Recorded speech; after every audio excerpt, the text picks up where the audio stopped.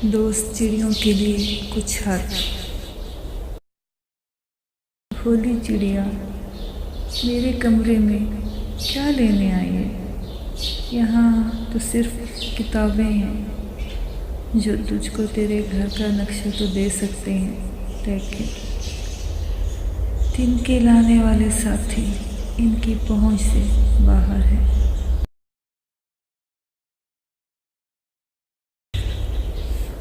चिड़िया प्यारी मेरे रोशनदान से अपने तिनके ले जा। ऐसा ना हो कि मेरे घर की वीरानी कल तेरे घर की आबादी को खा जाए,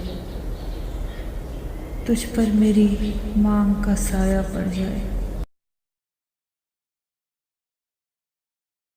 गोरिया क्यों रोती है?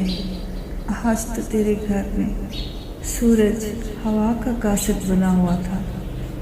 किरणें तेरे सब बच्चों की उंगली थामे रक्सा थी। नन्हे पहली बार हवा से गले मिले थे, और हवा से जो एक बार गले मिल जाता है वो घर वापस कब आता है।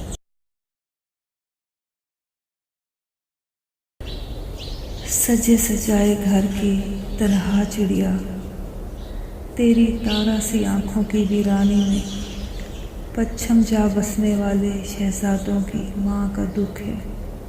तुझको देख के अपनी माँ को देख रही हूँ, सोच रही हूँ सारी माएँ एक मुकद्दर क्यों लाती हैं। गोदें फूलों वाली, आंगन फिर भी खाली।